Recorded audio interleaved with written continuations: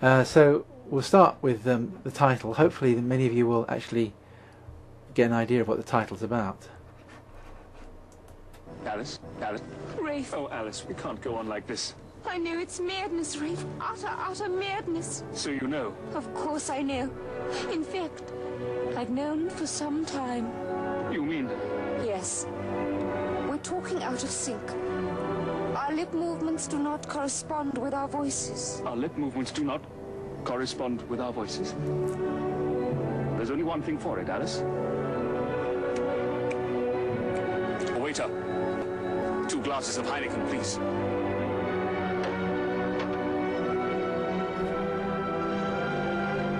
After you, my dear.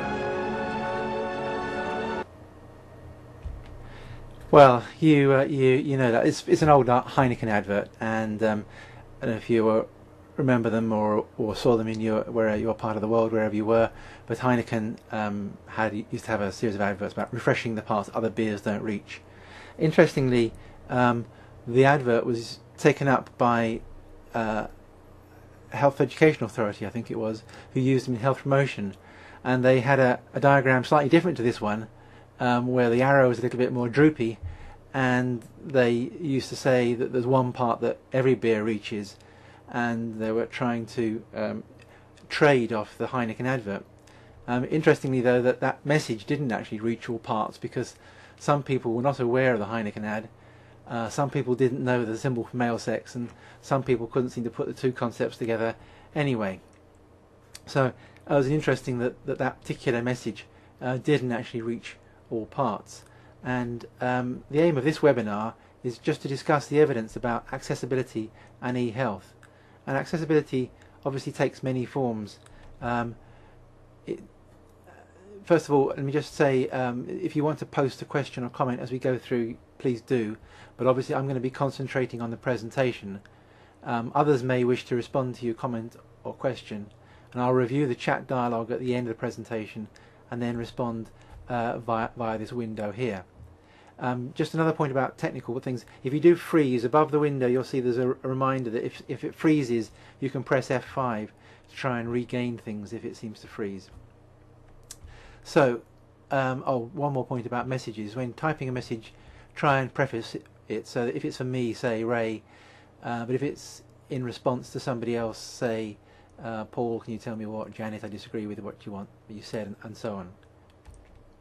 So, e-health accessibility comes in two forms really.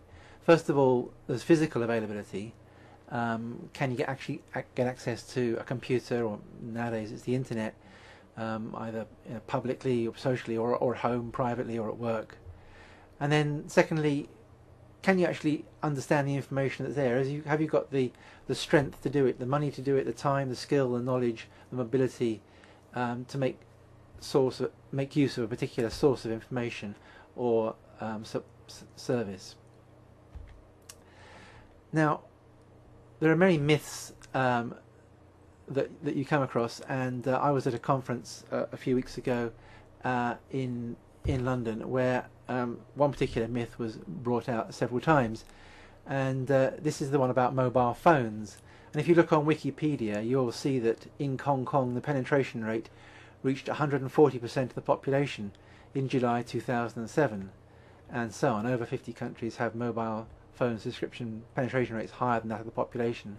And of course, okay, we know what that is. That means that there are more mobile phones than there are people. But I've got a mobile phone sitting at home, not being used, so I've got 2 mobile phones, whereas other people haven't.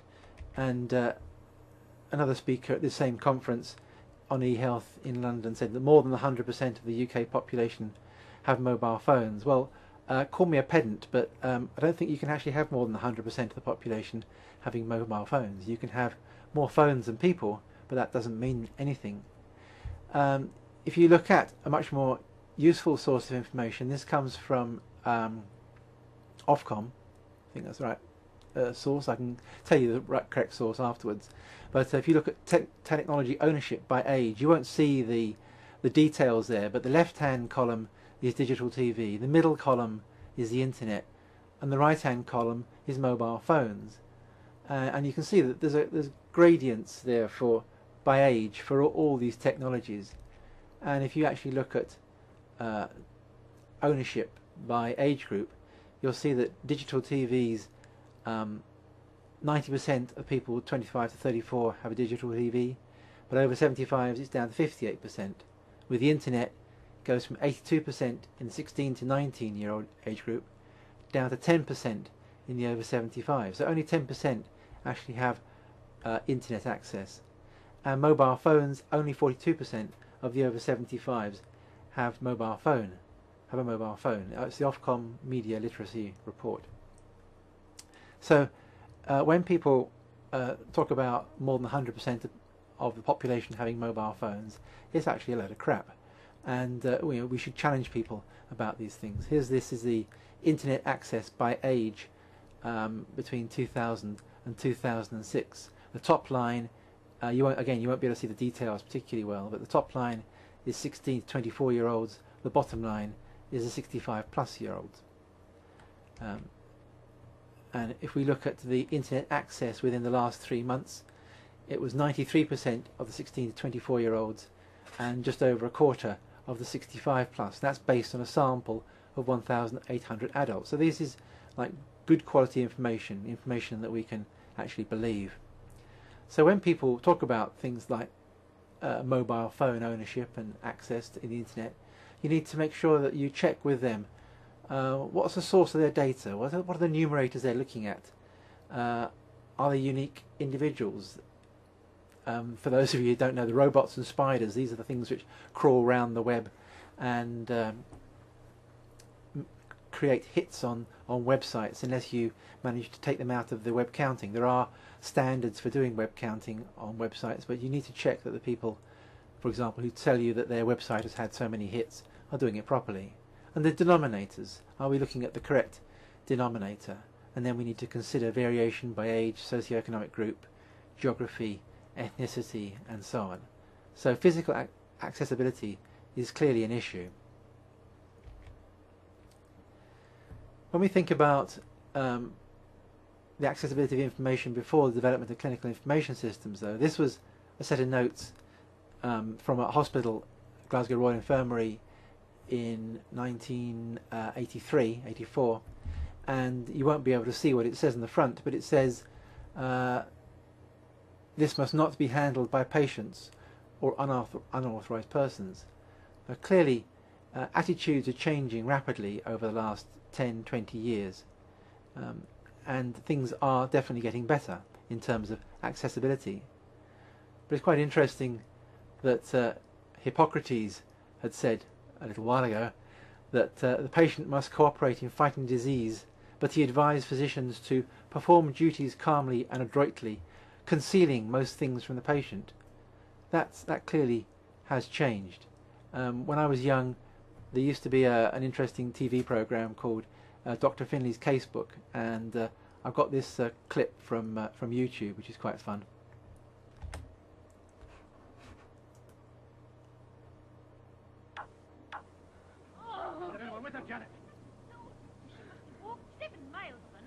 Listen, McGrain, where's your husband? Not in his house. Into the surgery. Call the farm, Janet. Doctor! Oh, no! Doctor!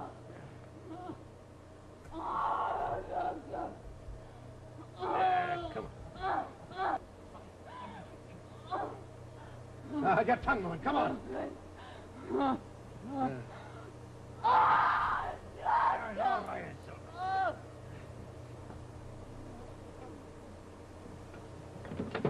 Cut the clothes off.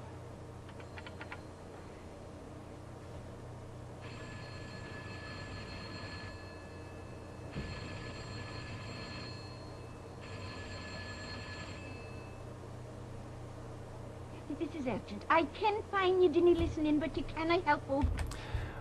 Well, anyway, you get the idea. So interesting bits of pick out that particular Scottish general practice in the must have been in the 60s, where that apart from the fact that the pregnant lady had walked 7 miles to get to her GP, the GP, if you manage to catch the Scottish accent there, says, "Hold your tongue, woman," and of course the Janet, when she's trying to phone the emergency service, was getting no answer, and there's no answering machine. So we might assume that some things have improved, at least a little, in terms of accessibility with use of information and communication technologies. So ICT's improved, and attitudes to sharing information with patients have changed, and I think improved a lot. So the question then really becomes, how best can we continue to improve access and the uptake of e-health? One thing that has been tried over the last 20 years is thinking about physical access and whether there's a role for kiosks. And I did a review of kiosk use recently, and we had a webinar on kiosk use. And can we ask, really, is there a role for kiosks, that is, these freestanding touchscreen computers, in 2008? In the early 90s, when I was developing HealthPoint in Glasgow, certainly there seemed to be a role for them by giving people access to health information in public situations, reach people who wouldn't otherwise have had health information, didn't have access to the internet at that stage. But now, of course, access to the internet has improved considerably. So we ask, is there still a role for it? Well, there may still be a role. In the late 90s, we were doing various randomized controlled trials looking at patient groups using computers, and this one is a picture of somebody using computerized cognitive behavioral therapy in a public library in a computer booth. And of course now most public libraries do have computers, and there still may be a role for that sort of public use of computers. Probably more importantly, though, I think that we now find touchscreen computers and patients using kiosks of various sorts are being integrated into the healthcare process. So I expect that a number of you may have found that at your GP surgery you actually log on with a touchscreen computer. It certainly is the case routinely here. This was in practice in Texas, but a number of the GP system suppliers in the UK also now are starting to offer automatic registration, the same way that you might register for a flight. And as people get used to the idea of using touchscreen computers in the waiting room, we can see various other uses for them. If you look at our webinar archive, you'll find a webinar given by Alan Wenner talking about computer patient interviewing. And in the States, computer patient interviewing now is becoming really quite routine. So people, preferably at home, are undergoing a computer patient interview on the internet before going to see their GP. But those people who haven't got home access can do it on a touchscreen computer in their general practice.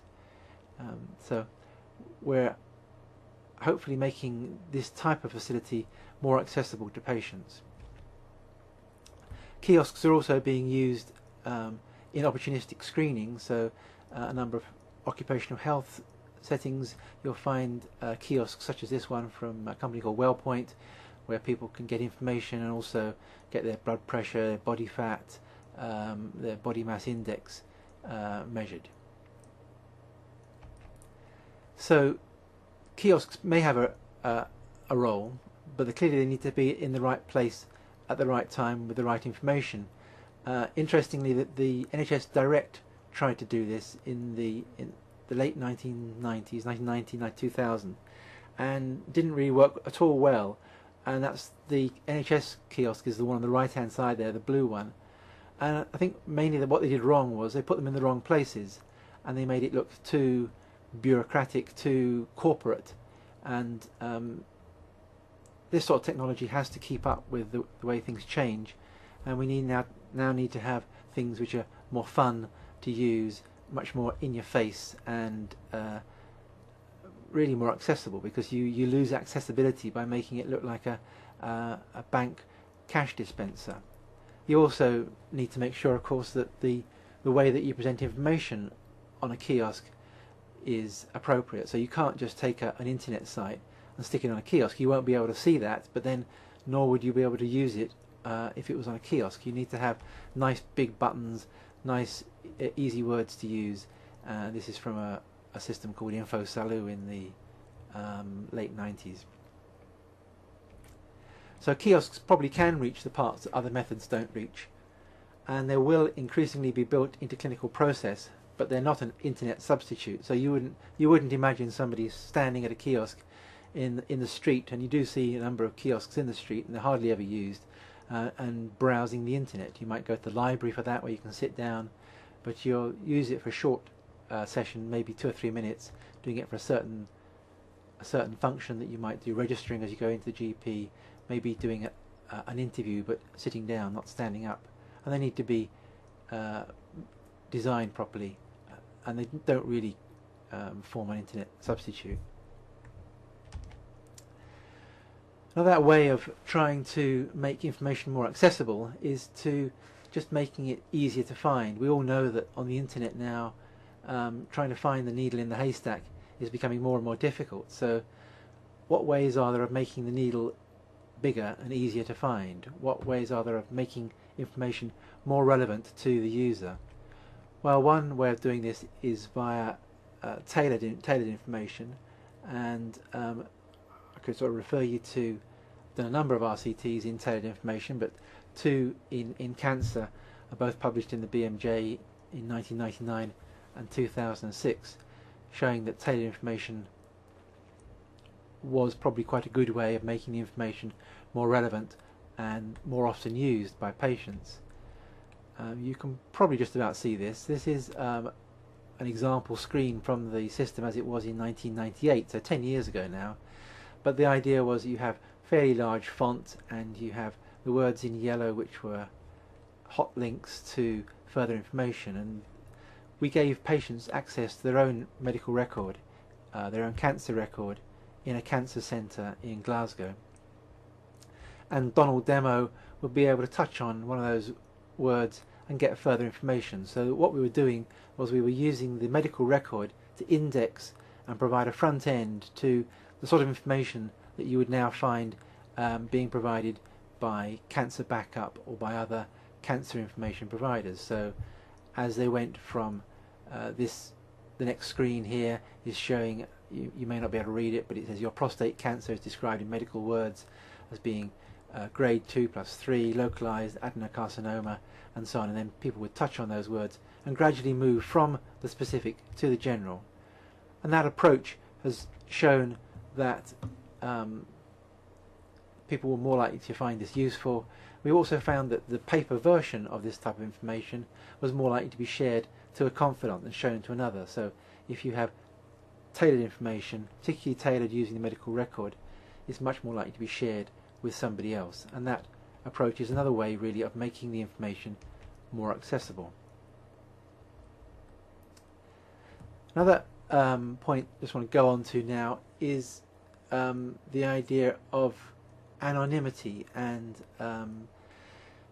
continuity of care and accessibility in that sense. So one of the things that you read about a lot in the literature is that people want continuity of care, and there's a lot of literature about continuity of care and the relationship between the patient and the GP. But actually some patients would rather be anonymous and shop around for their health care or advice.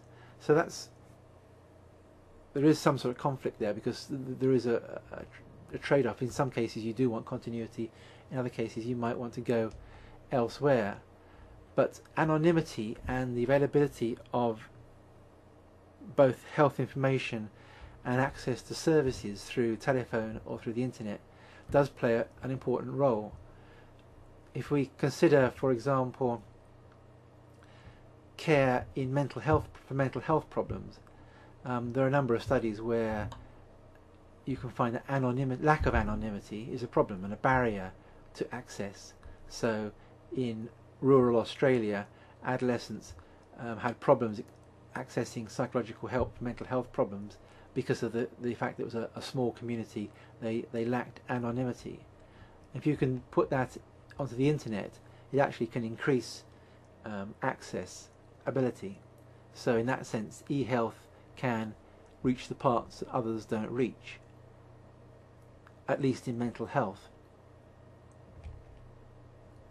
One particular website that you may have come across is this one here. It is called Living Life to the Full, which is cognitive behavioural therapy for people with depression. It's been developed by somebody called Chris Williams, a psychiatrist in Glasgow, and you have about 50 or 55 people a day log on to this website and get help with their depression through computerized cognitive behavioural therapy online whenever they want it, and anonymous. With Chris Williams and Sito Marambo, who's in the chat room, and others, we did a small study of supporting participants in Living Life to the Full in August last year, and we invited people who are registering Living Life to the Full over a 10-day period, and we looked at how they might want to be supported in their use, because one of the things that people have found about cognitive behavioural therapy is that it's quite good. It helps a lot if you can give people motivational support to carry on with doing the program, whether it's a face-to-face or a book format of cognitive behavioural therapy or online format. So we tried looking at chat room support for participants, and the participants again emphasised that anonymity was very important in their use of the internet. One person said, "I struggle to tell people how I really feel, and as it was not face-to-face, almost enjoyed the anonymity of it." And interestingly, of 4 out of 21 people that we asked if they wanted their GP to know about it, said no, they did not want their GP to know about their use of Living Life to the Full. So here we see anonymity and use of the internet helping to improve accessibility of health services. Another person said, "I don't want it to affect my critical illness income protection, and so I'm having confidential counselling to try and deal with my stress and anxiety rather than anything through the GP. As it is caused by work generally, and I work in the NHS, it may not be the best thing to let people know officially, as somehow it may affect my job reputation. Ridiculous, but true." And I think a number of people will find that that is the case, that they will go to the internet or other anonymous services for mental health support when they wouldn't go to a face-to-face situation.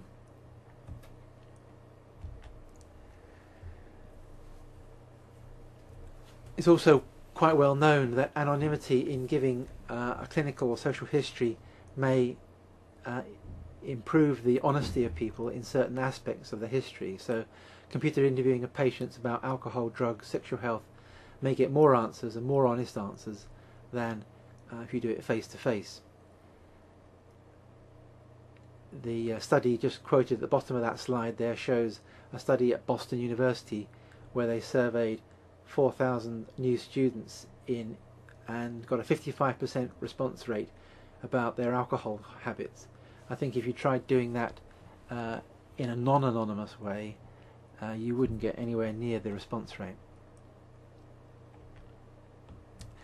My colleague Maged Boulos, I don't know if he's in the chat room or not today, but he's set up a website, a location, an island within Second Life, which is a virtual world about sexual health, and within that they have used that to give seminars about sexual health. So for example, this was a number of avatars which represent people attending a seminar on sexual health and disability, and the presenter of that particular seminar, Corey Silverberg, commented that one of the things that were most interesting to me was that the turnout for the talk was much higher than it would have been in real life, as getting people out to talk about sex and disability is challenging for a number of reasons. So you can see that anonymity and use of the internet may improve accessibility for certain conditions, particularly those things which people get embarrassed about. And when we consider some of these terms like connectedness versus anonymity, it's quite difficult to know exactly quite what they mean. I can't even say it. Anonymity is not actually a black and white concept. It's not an on or off, same as connectedness isn't. If you can see and hear me now, But if you didn't know my name or who I was, I would just be a talking head on the internet. You may feel reasonably connected to me because you can see me and you can see that I'm looking at you, or trying to look at the camera anyway. But maybe you don't know much about me. So in that sense, I'm still relatively anonymous. What if I distance myself a bit further by having an avatar, as in Second Life? Do I remain anonymous? There's a trade-off between anonymity and connectedness.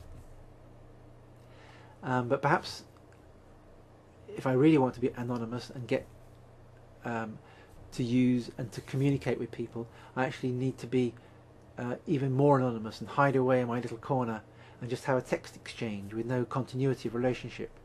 And I think there's some interesting ideas there about anonymity and pseudonymity. I mean, as in Second Life, you have a pseudonym, you have an avatar, but that avatar then starts to have relationships with other avatars, so it all becomes rather complicated. And I think there's an area for further research looking at anonymity and pseudonymity and its impact on connectedness within internet communication.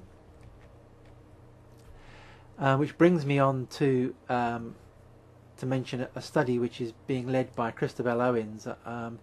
Tamsin Ford was on there. I think Siobhan was in the chat room earlier on. I saw number of people. I'm one of a group who are taking part in this study, which is about online communities in public and professional health education, where we're intending to have people who self-harm in the same online discussion forum along with professionals or students, to see how people communicate online. This project was funded by the Research for Innovation, Speculation and Creativity Risk Programme, and it was one of 7 projects funded in the first round. And the idea here is that when people first started talking about smoking, for example, you remember that the first thing was just inform people that smoking is bad for your health. But then later on, people realised that you actually had to go and look at health promotion and community development. I think if those of you who've been watching the Jamie Oliver programme on diet change, I think it's on tonight, 9 o'clock, don't miss it, it should be really good, we'll realise the same thing, that it's not just enough to tell people that these foods are bad for you. You've got to go out there and you try and engage with them. Well, the same thing is what we're trying to do in an online environment here in self-harm. How can we get professionals engaging with those people who self-harm, and to learn what it's like, why people self-harm and what it means to them, and to see if you can actually persuade people, but in an engaged sort of way, in the same way that Jamie Oliver is trying to change Rotherham's diet.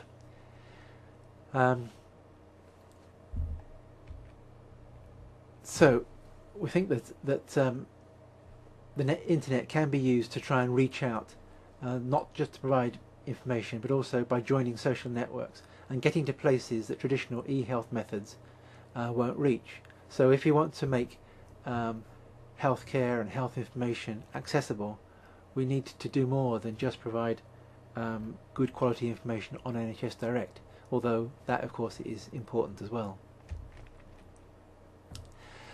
So I've been giving a few examples here about how eHealth reaches the parts that others don't reach. I've given you a few examples from the University of Plymouth. We've got some examples of studies of social connection.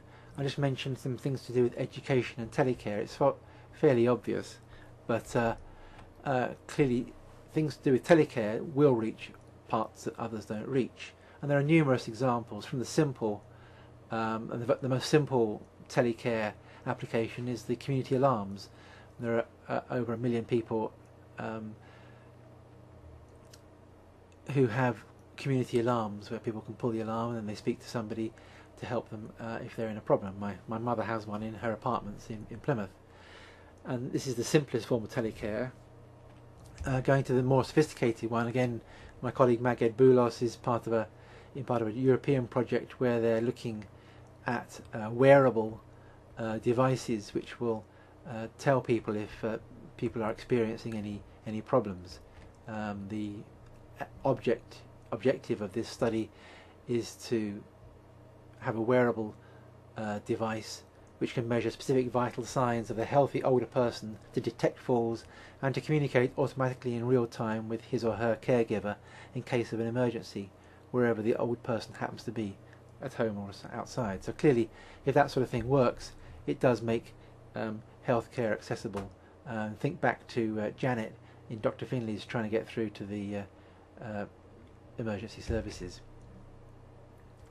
We can also have examples of, this is a study that's just starting, which is a collaboration between the University of Plymouth, UWE, Bournemouth, Wales and others, being led by my colleague Catherine Hennessy, which is looking at older people in rural areas, and it's a study of connectivity amongst older people in rural areas, including the use of ICT.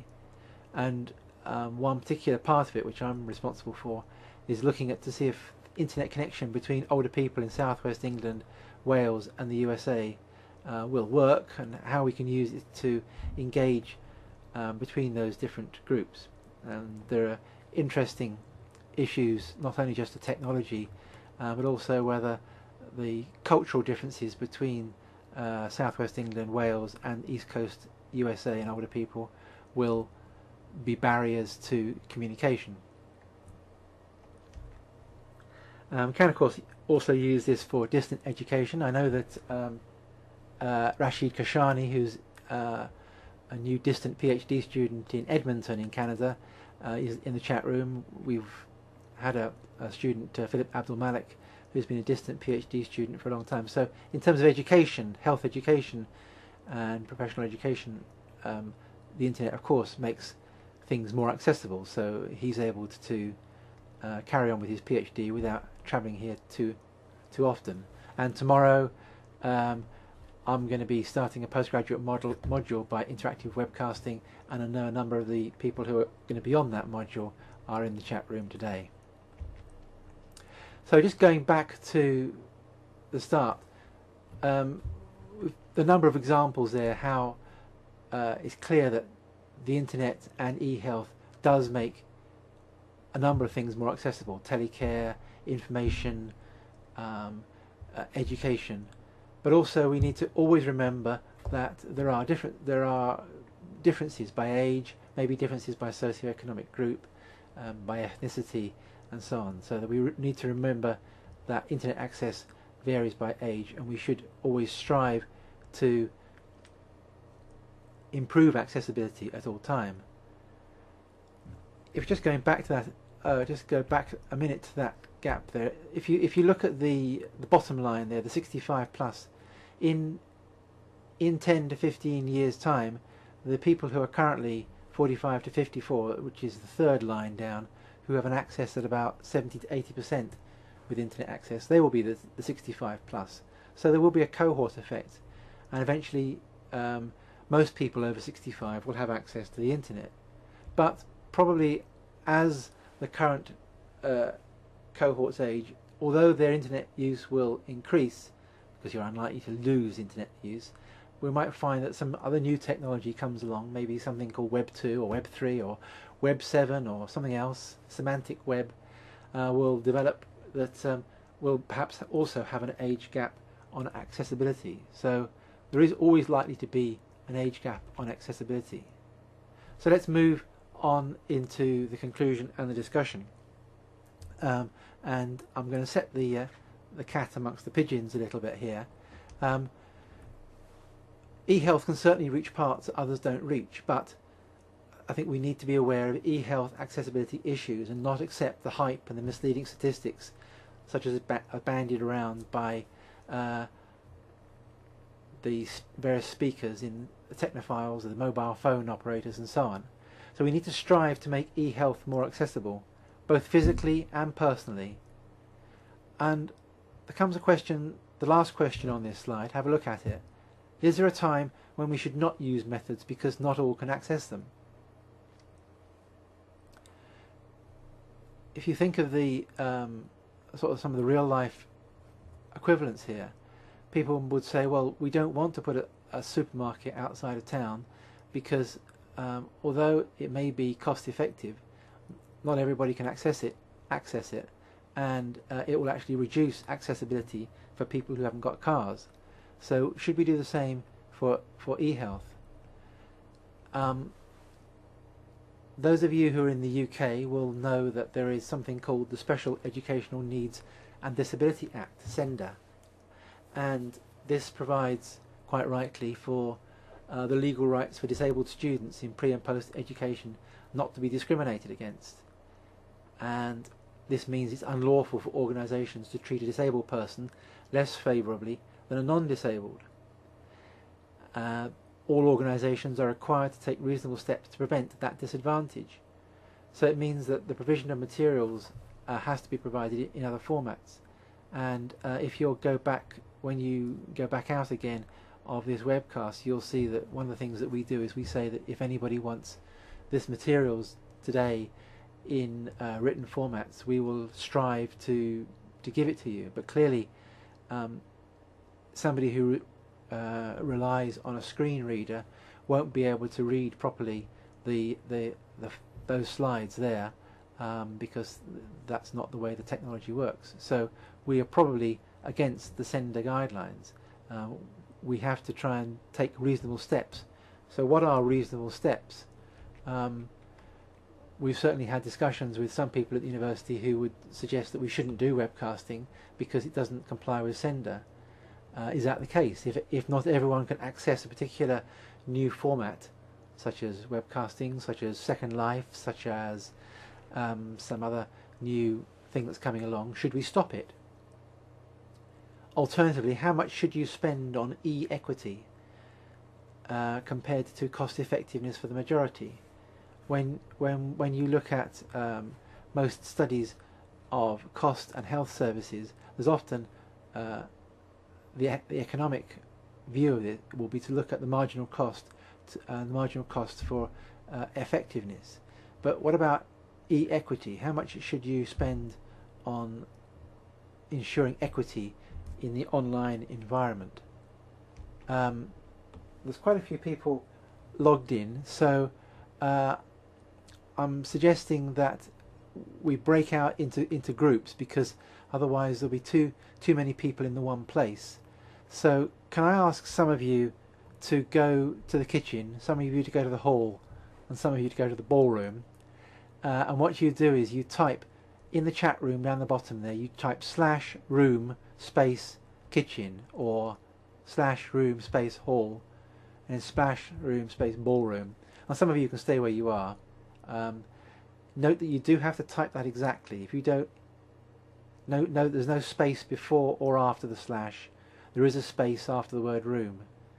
And I'm wanting to know what your views are about this. Is there a time when we should not use methods because not all can access them? And how much should we spend on improving equity of access? Actually, what I'm going to do is I'm going to write those two questions up because I didn't make it very clear. Let me just do that online right now.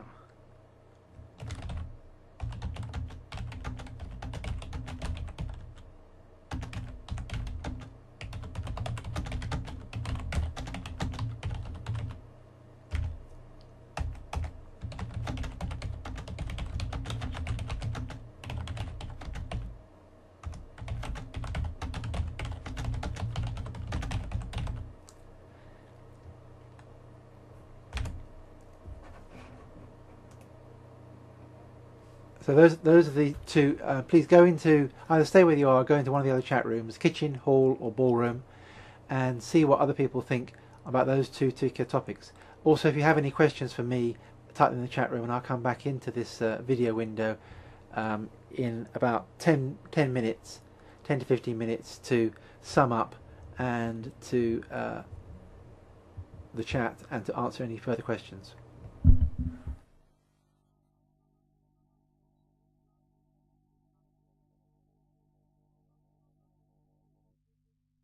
Okay, well, I'm going to sort of just come back into the video window now because it's 5 to 4 roughly, British time, and Rashid's probably got to get off to work, and Smita's probably got to go to bed. I'm not sure what time it is there. No, maybe about 7 o'clock. No, it's too early for bed yet. I'm sure other people have got to get off with their other things. There's just meant to be a taster to think about some of these issues to do with accessibility. I don't think either the main room or the kitchen reached any major conclusions, but I think there's some issues to think about. I think one of the things that I particularly like to leave you with, in a way, was this this idea that I'm just going to switch that one over. Technology is related to age, and you know, don't listen to people who tell you that there are more than 100% of the population with mobile phones. Only 42% of those people over 75 have got mobile phones. We do need to consider access, and whether it's access for the old, access for the disabled, access for the poor, access for the technologically illiterate. How much you spend on it is a difficult question, and I don't think it's I don't know, Katrina I think said she didn't think anybody ever considered that in EHealth Direct. I don't think probably people have explicitly considered how much should you spend on equity. It's a very socialist sort of idea, isn't it? But then there you are. So thank you very much for your participation. If anybody wants a copy of the chat transcript, I can send it to you. So down in the bottom right hand corner over there, you'll find my contact names, or I'm ray.jones at Plymouth AC UK. If you want a copy of the chat transcript, which we automatically record, I can send it to you. The video bit with the PowerPoint should be available on the archive fairly soon, within a few days or so, hopefully. So thanks very much for your participation, and goodbye. I'll leave you with some more music, I guess. Bye-bye. And I was at a conference a few weeks ago in London, where one particular myth was brought out several times, and this is the one about mobile phones. And if you look on Wikipedia, you'll see that in Hong Kong the penetration rate reached 140% of the population in July 2007, and so on. Over 50 countries have mobile phone subscription penetration rates higher than that of the population. And of course, okay, you know, we know what that is. That means that there are more mobile phones than there are people. But I've got a mobile phone sitting at home, not being used, so I've got 2 mobile phones, whereas other people haven't. And another speaker at this same conference on eHealth in London said that more than 100% of the UK population have mobile phones. Well, call me a pedant, but I don't think you can actually have more than 100% of the population having mobile phones. You can have more phones than people, but that doesn't mean anything. If you look at a much more useful source of information, this comes from Ofcom. I think that's the right source. I can tell you the correct via this window here. Just another point about technical things. If you do freeze above the window, you'll see there's a reminder that if it freezes, you can press F5 to try and regain things if it seems to freeze. So, one more point about messages. When typing a message, try and preface it so that if it's for me, say Ray, but if it's in response to somebody else, say Paul, can you tell me what? Janet, I disagree with what you said, and so on.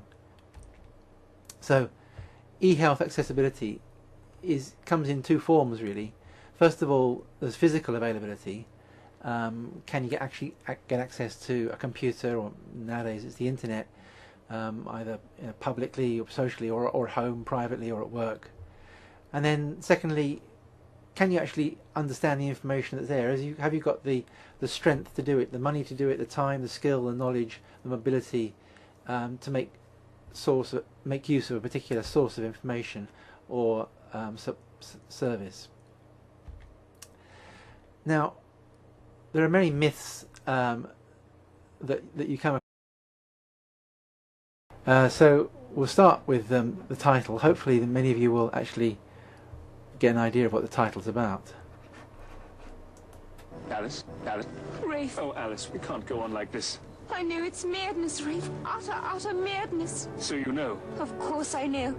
In fact, I've known for some time. You mean? Yes. We're talking out of sync. Our lip movements do not correspond with our voices. Our lip movements do not correspond with our voices. There's only one thing for it, Alice. Oh, waiter. 2 glasses of Heineken, please.